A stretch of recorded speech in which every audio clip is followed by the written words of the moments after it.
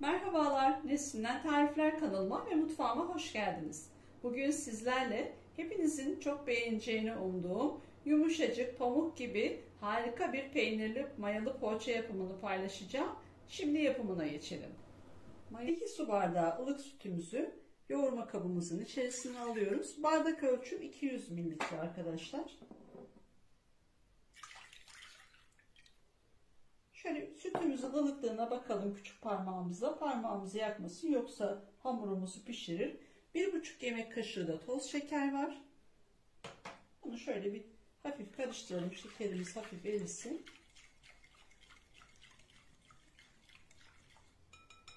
İçerisine de bir paketin 4'te 3'ü yaş mayamız var. Bunu da şöyle elimizi ufalayalım. Tamamı değil mayamızı. Bunu da yine çırpıcımızı şöyle güzelce karıştırarak eritelim. Mayamız iyice eridi. Şimdi içerisine bir adet yumurtamız var. Sarısını üzerine süreceğiz. Akını da içerisine alalım. Yine 200 mililitrelik bardak ölçüsüyle zeytinyağı veya ayçiçek yağı olabilir, sıvı yağ. Şöyle bir parmak yukarıda kalıyor. Tam dolu değil. Yağımızı da alalım. Şöyle hafif bir karıştıralım. Şimdi artık yavaş yavaş unumuzu ilave etmeye başlayalım. Yine 200 mililitrelik bardak ölçüsüyle şimdilik 6 bardak un hazırladım. Eksik veya fazla olduğunu da söyleyeceğim. Bir tatlı kaşığı da tuzumuz var. Bunu da ilave edelim. Önce çırpıcıyla daha sonra yoğurmaya elle başlayacağım. Artık çırpıcıyı bıraktım. Şimdi unundan ilave ederek yavaş yavaş elle yoğurmaya başlıyorum. Un ölçüsü arkadaşlar her zaman yavaş yavaş kontrollü verin. Unların markasına, cinsine göre farklılık gösterebilir. Bunu her videomda belirtiyorum ama yine de belki ilk defa sizle bu videoda karşılaşıyorsak yine tekrarlıyorum. Un ölçüsü her zaman kontrollü ilave edin. En son bardağınızı hep kontrollü koyun ki katı olmasın hamurlarınız. Şöyle yumuşacık puf puf poğaçalarımız olsun. Gördüğünüz gibi hamurumuz çok güzel oldu. Şöyle bir kaşık kadar kaldı. Dolu dolu tepeleme bir yemek kaşığı kadar kaldı. Ama bu dediğim gibi unların cinsine, markasına göre farklılık gösterebilir. Şimdi şöyle güzelce bir hamurumuzu iyice bir yoğuruyoruz. Hamurumuzu güzelce yoğurduk. Şimdi de içerisine 50 gram oda ısısında hafif erittiğim tereyağım var. Bunu ilave ediyorum. Ve bu yağımı iyice yedirinceye kadar şimdi tekrar hamurumu güzelce yeniden yoğuracağım.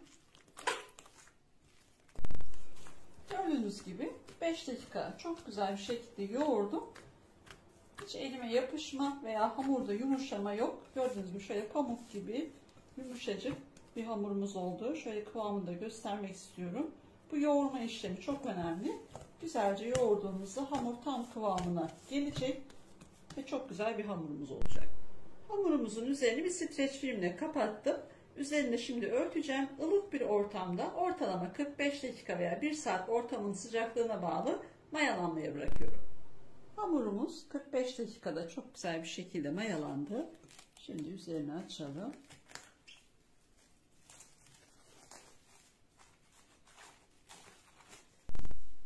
Şöyle havasını bir indirelim. Gazını alalım. Şöyle elimizle tekrar bir toparlayalım.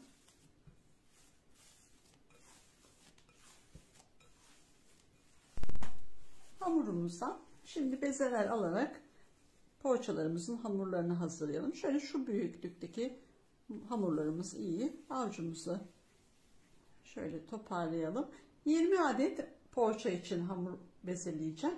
Ona göre ayarlayabilirsiniz siz de. Ben şimdi hepsini tek tek yapacağım. Daha eşit ölçülerde olsun diye. Ama isterseniz direkt alarak içine peynirini koyarak da yapabilirsiniz. Ben daha düzgün hepsi aynı eşit boyda olsun diye önce hepsini bezeliyorum. Şöyle bir mandalina büyüklüğü yeterli. Hamurumu 20 eşit bezeye böldüm. Bu şekilde hazırladım. Dolgu malzemesi olarak da beyaz peynir kullanacağım. Siz de istediğiniz şekilde kaşar peyniri, beyaz peynir veya patatesli de yapabilirsiniz. Hamurumun bir tanesini alıyorum. O kadar güzel ki bakın şimdi hemen beklerken bile tekrar mayalanmaya başlamış. Şöyle elimle yaslatıyorum. İçerisine de beyaz peynirden koyuyorum.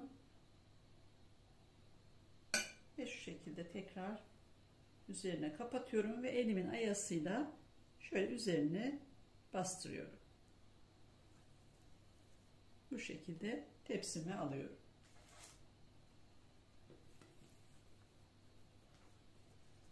Elinize yaslatın.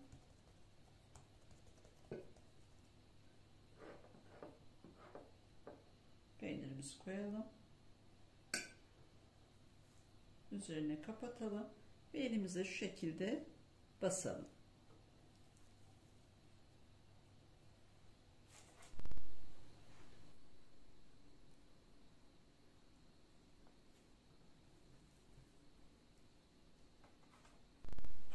Bütün poğaçalarımıza peynirlerini koyarak şekillerini verdik. Gördüğünüz gibi harika oldular. Şimdi de diğer fırın tepsisinin üzerine kapatarak ortalama 30 dakika ortama sıcaklığına bağlı tepsi mayası için poğaçalarımı şimdi dinlendiriyorum. Poğaçalarımız 30 dakika ılık bir ortamda tepsi mayasında beklediler. Gördüğünüz gibi çok güzel bir şekilde kabarmışlar. Poğaçalarımızın üzerine ayırmış olduğumuz yumurta sarımızı iyice çırptım. Söndürmeden şöyle sadece üstlerine çok yavaş yavaş yumurta sarılarımızı sürelim. Çok bastırmayalım ki sönmesinler.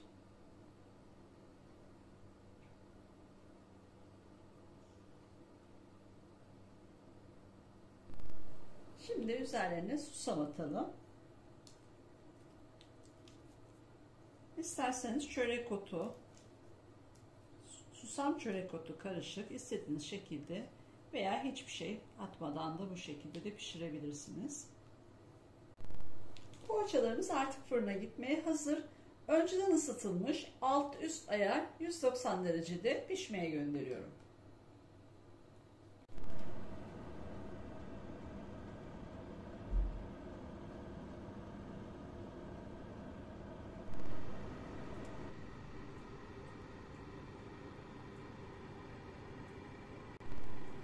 Peynirli poğaçalarımız fırından çıktı. Benim fırınımda 30 dakikada pişti ama bu her fırına göre farklılık gösterebilir. Gördüğünüz gibi muhteşem oldu peynirli poğaçalarımız. Şimdi ilk sıcaklığın çıkması için bir 5 dakika ılımaya ve dinlenmeye bırakıyorum. Poğaçalarımız 5 dakika dinlendi. İlk sıcaklığı gitti. Şimdi bir tanesini de çıkarıp şöyle göstermek istiyorum. Gerçekten muhteşem oldular. Pamuk gibi altı da üstü o kadar güzel pişmiş, kızardı ki yumuşacık. Şöyle bir de iç dokusuna bakalım. Harika. Göz göz olmuş. Ne kadar güzel kabarmış. İçi de bol peynirli. Efsane bir poğaça oldu arkadaşlar. Mutlaka denemenizi öneririm. Bakın daha dokunmadan hamur eriyor. O kadar güzel oldu ki böyle kabarmalara doyamadı. İçi göz göz. Muhteşem bir poğaça. Tüm deneyenlere şimdiden afiyet olsun. Kanalıma abone olup bana destek olursanız çok sevinirim. Başka bir tarifte görüşmek dileğiyle. Hoşça kalın.